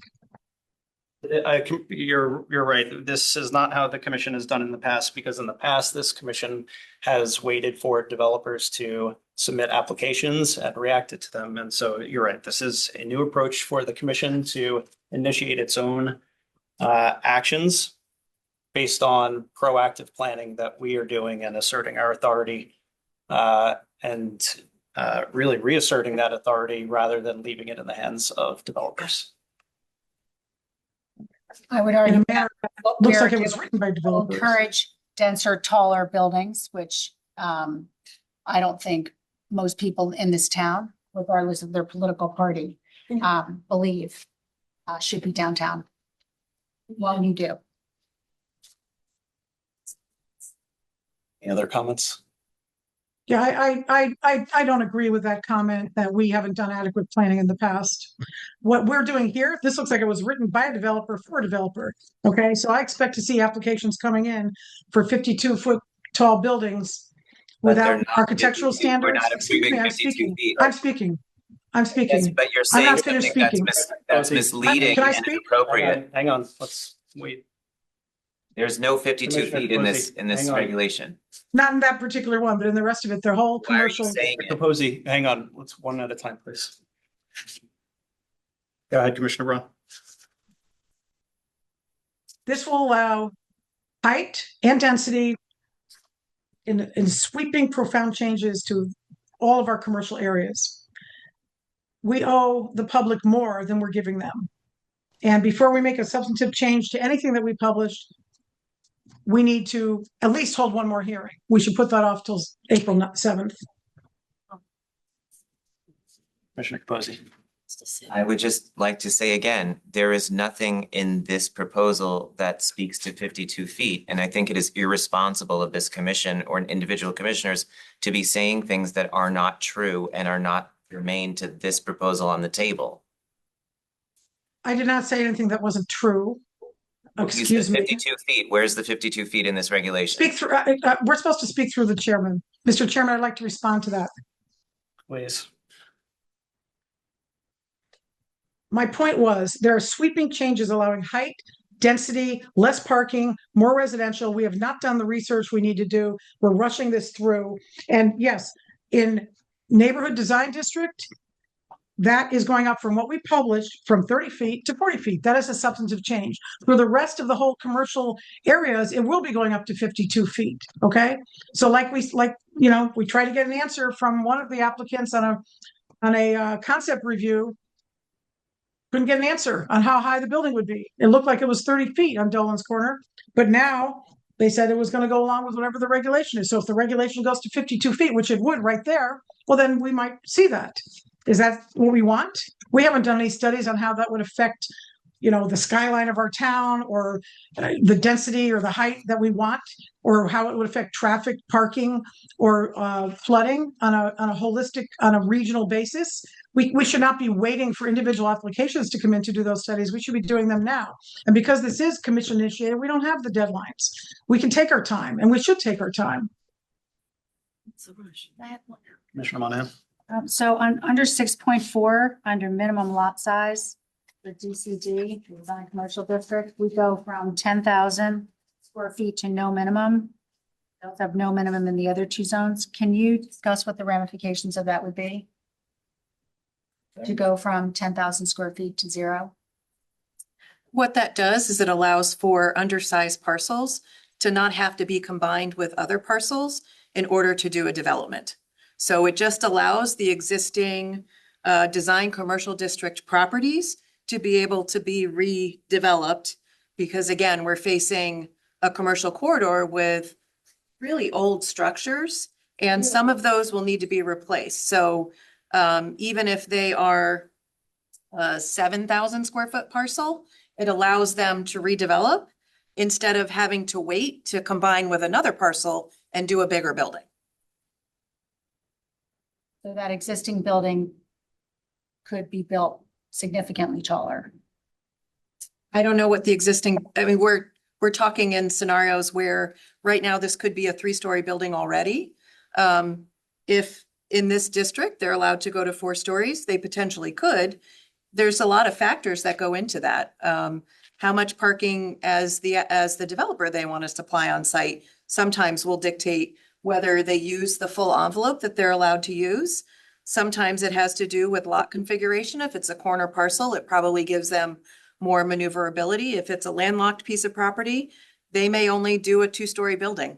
So it's just hard to make assumptions based on individual property owners, what they want to do with their own property, that they're going to maximize every single footprint. We don't see that on every parcel. So, I still think that individual applicants' needs for what their intention is for a building is really going to drive what they're going to propose before the commission. Commissioner Braun. I have one last question about public hearings. Which portions of the regulations would require summary review? And summary review as defined in the new housing law, which is not in effect yet, I guess, but that basically says able to be approved in accordance with the terms of zoning regulations, including setbacks, lot size, frontage, etc., but without requiring a public hearing, a variance, special permit, special exception, or some other discretionary zoning action other than a determination that it conforms with our regulations. So we could not hold a public hearing, and we could not take any discretionary action. Would it even come before our commission? And which portions of this regulation would have a summary hearing? A summary review, rather. Yes, got it. So to clarify, the two items that would be eligible for summary review would be conversion of existing commercial buildings to residential, provided they meet the requirement that they are either 100% vacant or more than 50% vacant for a period of 12 months preceding the application. That also provides opportunity for funding for the town through DECD's Grayfield funding, Grayfield Fund. Again, this commission, we've actually looked at a couple of applications to do this. 60 Katona was one, where the commission granted the conversion, 100% conversion of a Class C office building to 100% residential, and the commission granted that. Mark Barnhart, our Economic Development Director, happens to be here this evening. In consultation with him, there is not, Fairfield does not have a high vacancy rate in our commercial corridors. We're extraordinarily fortunate. And he does not foresee that this is going to be something that comes about very frequently, but it's a nice tool to have in our toolbox and available to us if we need to, have an underperforming building convert to a more viable use. The other portion of this within the statute is, again, within this proposal, we are allowing mixed use development that includes a residential component to be by summary review in any one of our commercial districts. There's kind of an or within the requirements of the statute, either selecting transit middle housing or mixed use development. And we have as we've stated in our POCD work, we have a very strong commitment to wanting ground floor commercial in our very limited commercially zoned areas of Fairfield.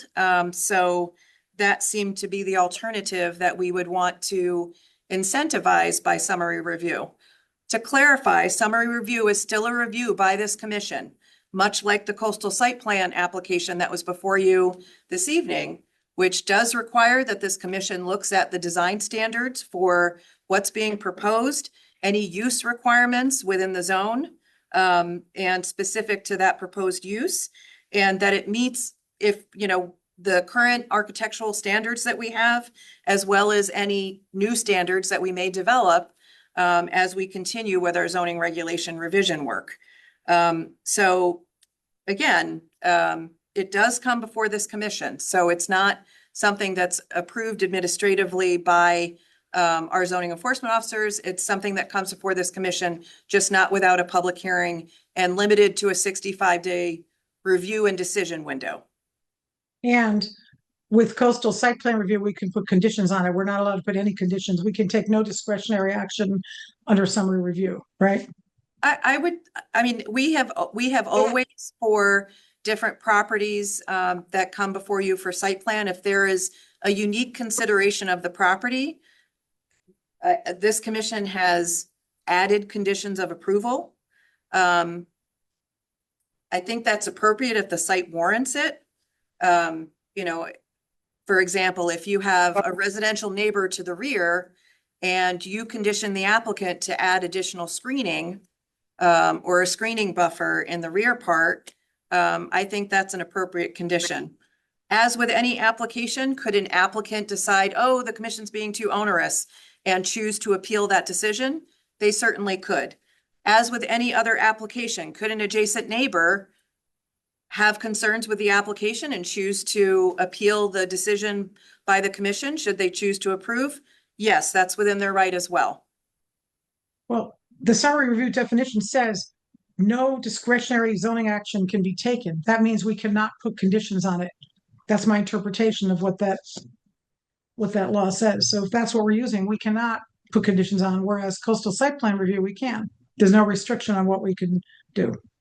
I think it depends on what's within your standards, right? So if you have landscaping standards that say, there shall be a street tree along every 10 feet of frontage of the property, and you end up with a 30-foot property, but there's only room for 2 street trees, you can condition it for those 2 street trees in lieu of the 3 because it doesn't make sense for the context of that application. I think what the statute leads you to is you can't come up with arbitrary conditions on a site plan application that are not part of what's within your purview to review within your own zoning regulations. Commissioner Randolph. This is a good discussion, and I just want to address three things. So one, why are we doing this? One, it's because in the 2.5 years I've been on this commission, the commission has not initiated any text amendments. We've reacted. We've had really egregious developer text amendments. We've been catching up with 830Gs because we haven't really had any initiative to make any planning decisions. And so when issues like street trees come up, which are near and dear to my heart, we don't have any regulations on these things. So this is one of the most fundamental changes we can make, and that's to create an opportunity for new buildings to be built that are pedestrian oriented and human scaled, and put the cars not in the front of the building, but in the back of the building. So people get out of their cars and they don't fear for their life when they're crossing the street. So this is one of the most fundamental things. And why are we doing it now? Because we've got lots of other things to do and we will never get to them unless we do this. Now, process. There's been questions about process. We are following the process. We are not defying the process. The state dictates the process. The state laws dictate the process. We are following it and complying with it. And if there's any questions, people should look at what the state laws have. This is a text amendment. We have followed every step of the procedure, every step of the way. I want to be unequivocal about that and not allow false information to propagate. We have followed the process. Number three, more minor issue. There's a question about the minimum lot size. I support that. For example, we've got a lot of small lots like these gas stations along the post road. No, which are- let's talk about like little restaurants on the post road. No, I'm talking about the 10,000 square feet. Okay, the 10,000 square feet, it's about a quarter acre. We've got a lot of properties that are less than a quarter acre.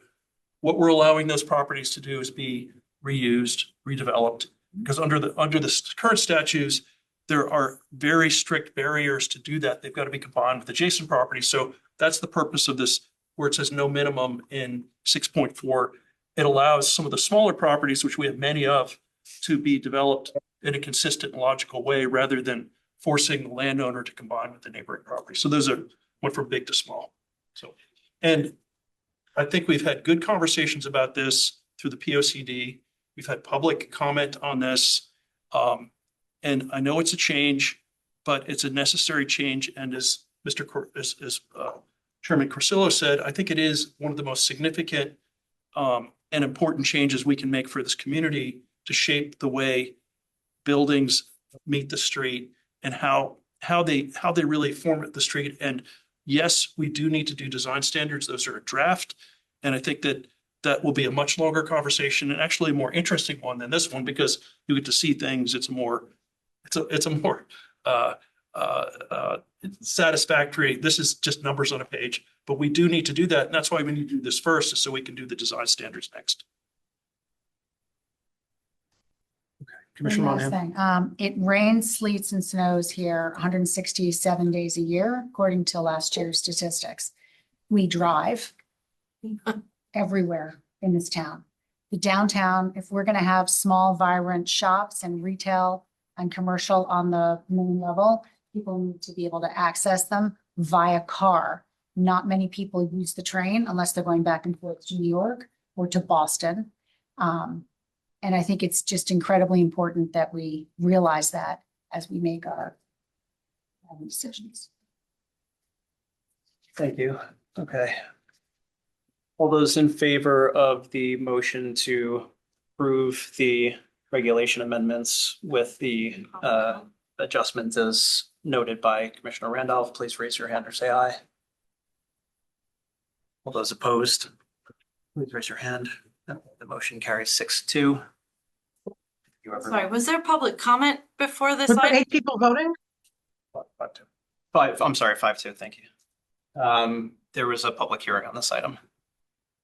The next is a public meeting on 4480 Black Rock Turnpike. What a shame. This is a meeting on a stipulated judgment. And Attorney House, good evening. Good evening. Walking us through the. Yes, thank you. I had a little conversation with Attorney Myers before he left, and he was happy for me to give you a brief summary because I understand that tonight our job is to put this on the record because our next stop is the Superior Court. So in brief summary, I'm Attorney Tim Hollister. I represented the applicant in the proceedings a year ago, 96 residential units in 2 buildings approved by this commission in April of last year, after which there was an appeal by the owners of 3 abutting properties that the court case was subsequently transferred to the land use docket in Hartford. And then it was proposed by Judge O'Hanlon for a mediation, which Sorry, we've been having these audio issues all night. a mediation that occurred in November of last year with Judge Robert Januario. The mediation resulted on that day in an agreement in principle, but then the parties took almost 3 months to work out the details before arriving at the joint motion that's before you tonight. The key changes to what you approved last year are, in summary, additional tree plantings on the southeast side of the buildings, elimination of the dog park, installation of a split rail fence on 3 sides around the north and northeast, a lease provision for all residents saying that they cannot trespass onto private property, modification of the garage lighting, basically timers and illumination limits, mandated use of all the residential glass in the building of so-called low E glass with a product or equivalent specified in the settlement. And then finally, a modification of the color of the siding with the express understanding that this commission, zoning commissions cannot regulate color, but the applicant agreed to change the color. And then Attorney Myers, I believe out of your executive session last time, suggested 1 additional term, clarifying that all other aspects of your April 2025 approval will be in place, and we agreed to that. So that is what is before you tonight. I want to thank the lawyers and Attorney Myers, Attorney Wilson, and Ms. Harrigan for their help in getting us to tonight. And I would just remind you, when you act, you need to state a reason on the record so it's recorded in the minutes, and then we can show the minutes to the judge, who will find them in compliance. Thank you. Thank you, Attorney Hollister. Any additional questions? I know we discussed this previously, but any questions from the commission? And Ms. Harrigan, we can vote on this tonight as well. Yeah. Okay. So if there are no, Commissioner Lee, did you have? I'm going to make a motion. Okay, I think Attorney Hollister wanted to get public comment to the extent there is any, correct? At your discretion. That's fine. Is there, please, and if there's anyone joining remotely who wanted to be heard in this item, please make sure you sign in and chat and indicate you want to speak. My name is Bruce McDonald. I live at 74 Hamilton Court, Fairfield, directly across from this proposed development. I have to express my concern that this is going to be allowed. I know it's beyond your jurisdiction. It's gone to court. I think this is a travesty. The traffic that's going to be resulted from this is unbelievable. And removal of the entire hill is going to contaminate the Crickabrook and Hoyt's Pond. There's no way around that. That's not your preview. That was inland wetlands. So I just think this is wrong, but you've done your work and I appreciate your work. Thank you. Thank you. Mr. Mullen, was there anyone in chat? No, there's not, Mr. Chair. Okay, so in public comment and go to an action. Maybe. I'd move to approve the proposed stipulation for the reason that it addresses some of the concerns we heard at the hearing, particularly the concerns of neighbors as to the effects of the lighting upon surrounding areas, the dog park, and what effect that might have on the quality of life for the neighbors and provisions to make sure that people do not trespass onto adjoining property, as well as concerns about their treading upon sensitive environmental areas.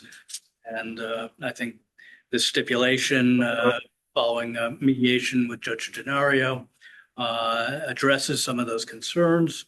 And in terms of, where we approved this under 830G based upon the standards that were applicable at that time, I think this is a good resolution, because the alternative would be a likely court finding that there's been no abuse of discretion, and the reasonable accommodations that are reflected in this settlement would be for naught. Thank you. Commissioner Levy moves to approve the stipulated judgment. Is there a second? Commissioner Randolph seconds. Any further comment, Commissioner Levy? Commissioner Randolph? I appreciate Commissioner Levy's thoughtful and articulate description of the legal reasons why we should do this. And you're only doing this because we are under legal obligation to under 830G. This project does not reflect thoughtful planning, does not reflect the scale of the neighborhood. It is, I think that the safety concerns were addressed. We did not find reason to object to it, but this is a bad project. And I just want to go on record saying that, and that's back to some of the questions we discussed earlier. Why do we need to implement our text amendments? It's because we have to avoid future projects like this and be more proactive about planning. I'm going to have to vote for this because I'm legally bound to, but I'm reluctantly voting for it because it is bad planning and it's a bad project. And again, just to clarify, this is not a vote on the project. This is just on an agreement between the applicant and the abutting neighbors. Commissioner Monahan. Nothing we are planning, nothing we are doing or planning for currently would have prevented this from happening.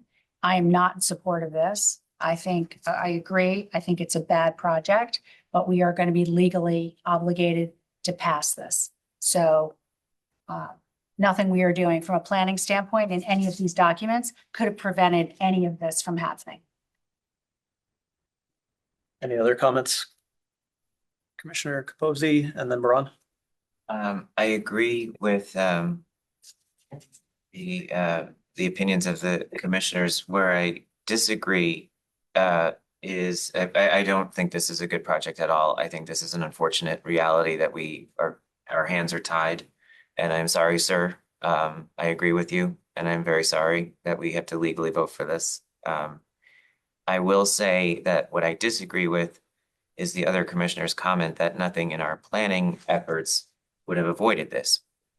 We have a moratorium as a direct result of the work of this commission. And if we fail to plan, that moratorium will expire and we will be faced with more of these unfortunate decisions. Commissioner Capozzi, let me just pull you back for a second. Again, this is not about the project.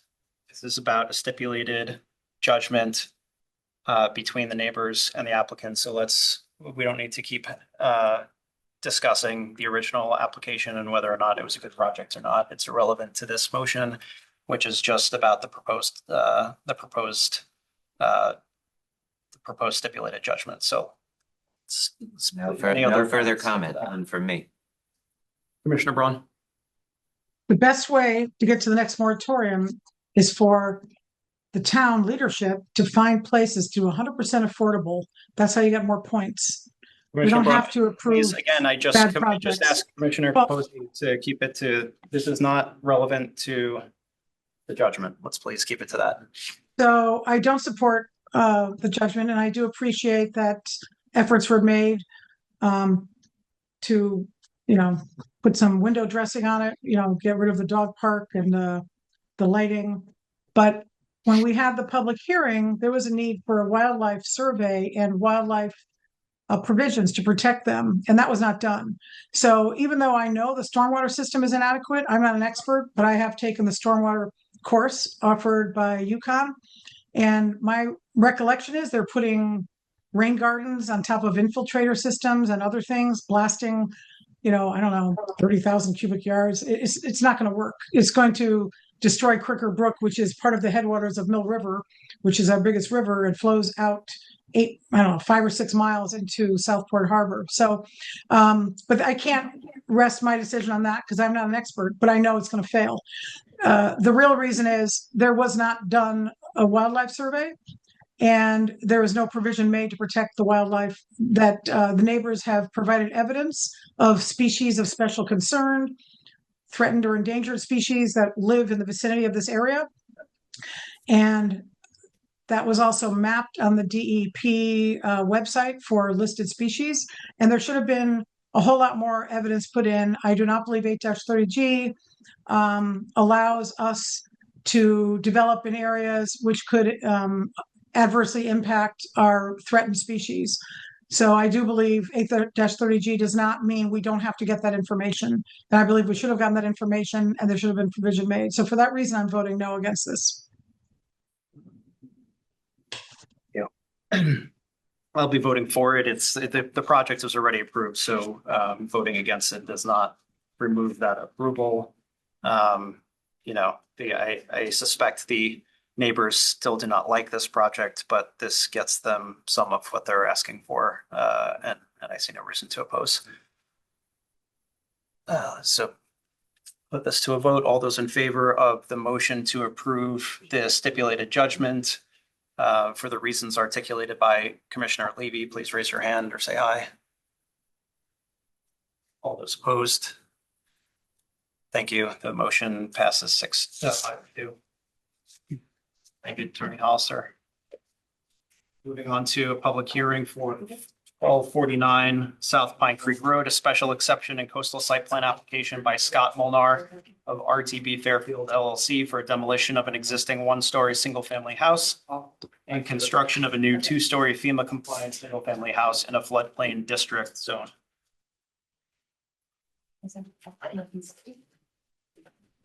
Thank you for coming. Is the applicant here for this?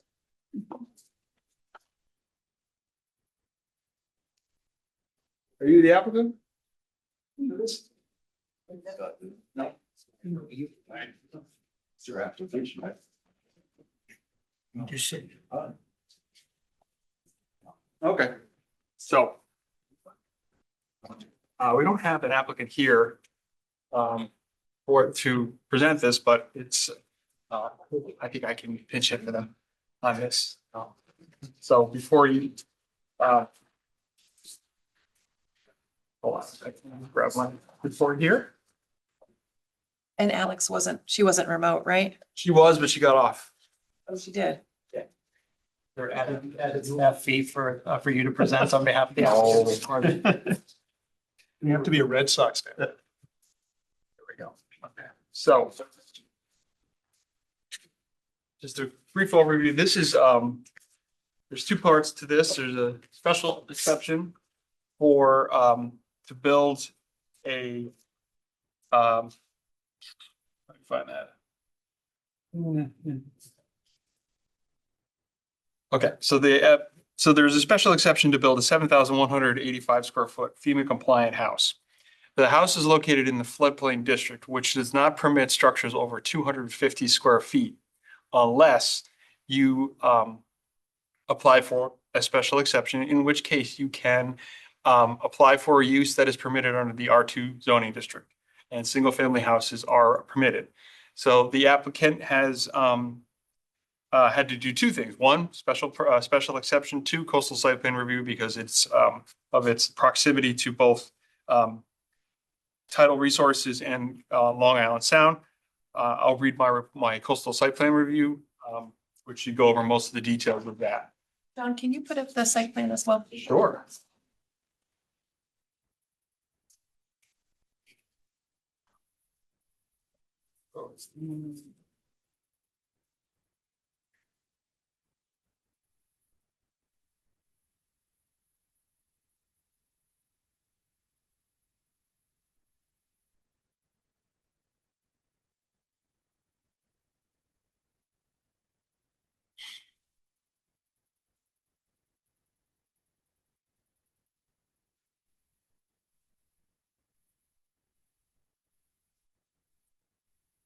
Right? Scroll down here. All right. So.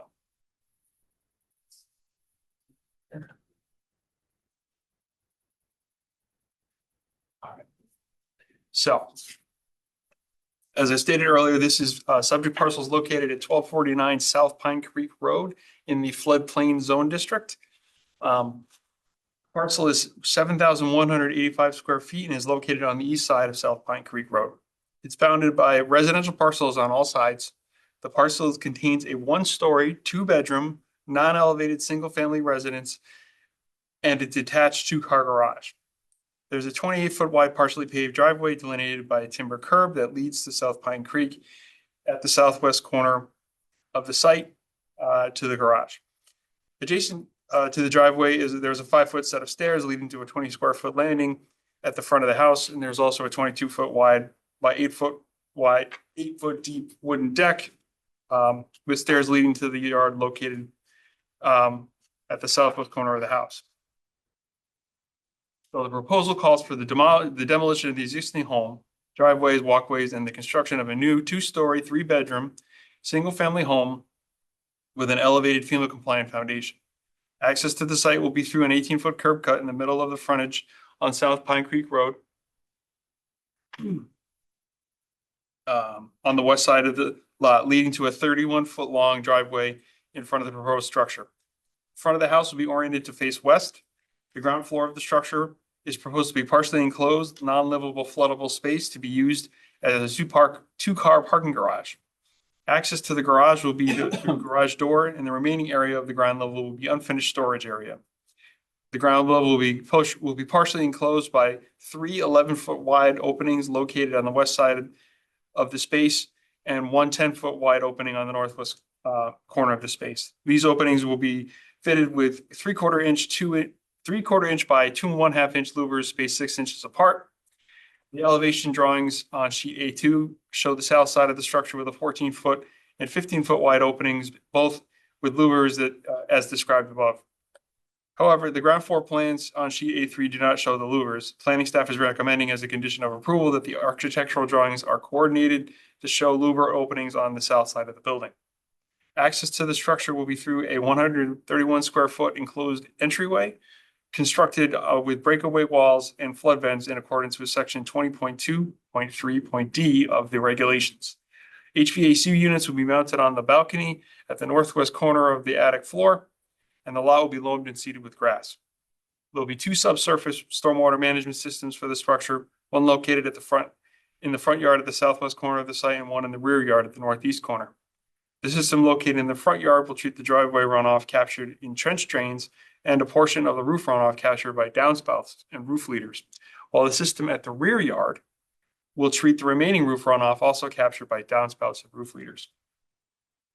Soil erosion and sedimentation controls are required for development of the parcel to limit any construction-related impacts to the adjacent roadway.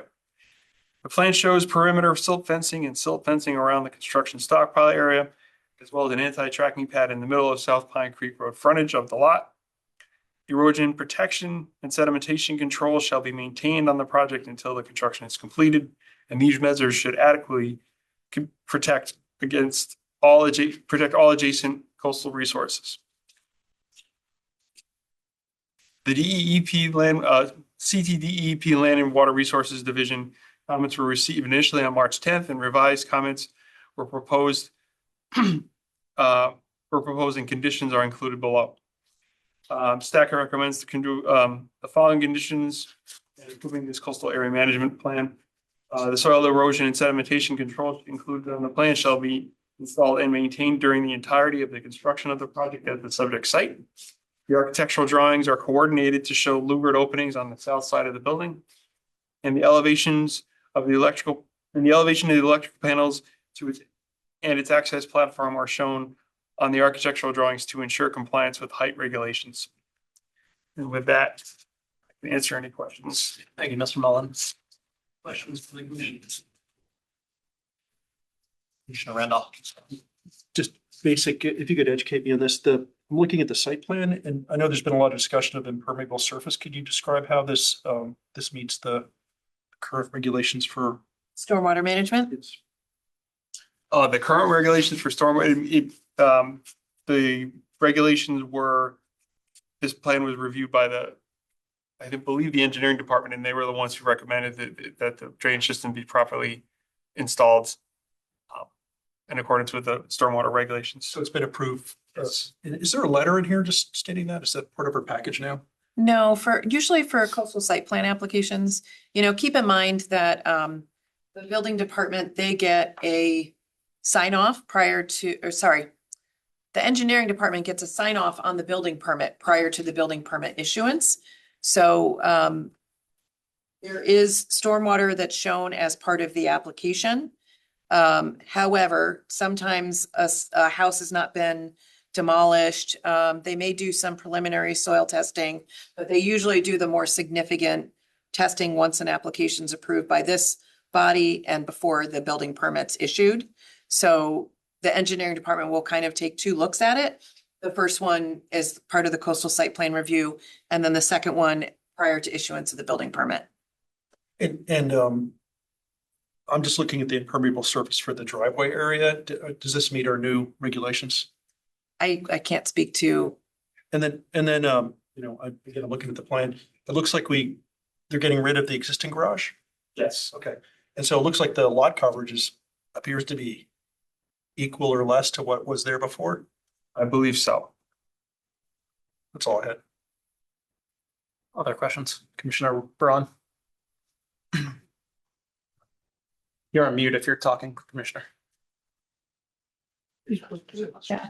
Can you get for us for next time, what the change in impervious surface is and change in lot coverage? That would be very helpful. And also, how far away from the nearest tidal wetland?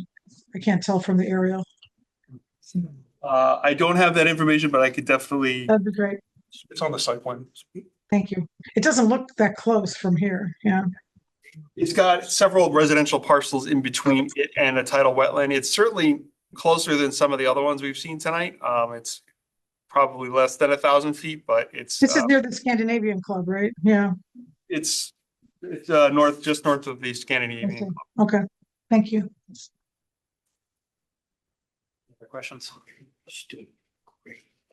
Right. Presentation. So are you here to speak on this item? Not you. Not speaking.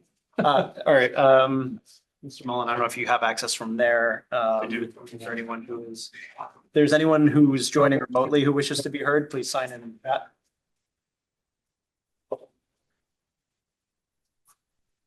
Not seeing anyone, Mr. Chairman. Okay, we'll close the public comment on this item and the public hearing. Thank you, Mr. Mullen. And that being the last item, we'll adjourn this meeting. Thank you.